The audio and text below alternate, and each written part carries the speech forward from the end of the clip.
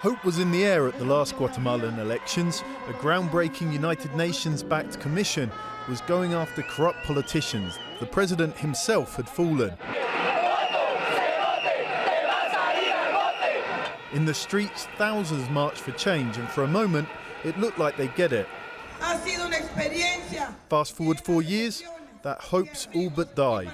The Anti-Corruption Commission has been slowly dismantled, and though both candidates are talking the talk, I'm going to fight corruption, whatever the cost.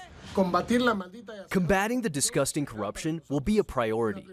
Neither plans to renew the Anti-Corruption Commission's mandate. Sandra Torres and Alejandro Giamattei have other priorities.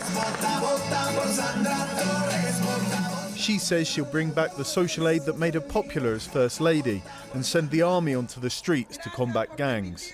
He's a conservative who's promised training and credit for farmers, an iron fist on crime and more tourism. But they're far from popular and both have checkered pasts. Torres was accused of illicit funding for her last presidential campaign. Giamattei was acquitted of extrajudicial killings while head of the prison system. Whoever wins will take on extra baggage left by outgoing President Jimmy Morales.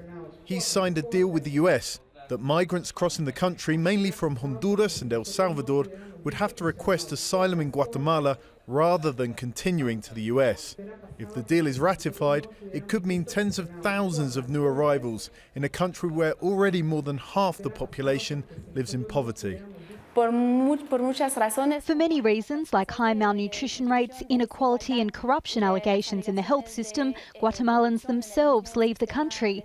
That shows it can't guarantee those rights to the hundreds of thousands who would arrive. Neither candidate's keen on the deal with the US, but neither has rejected it outright.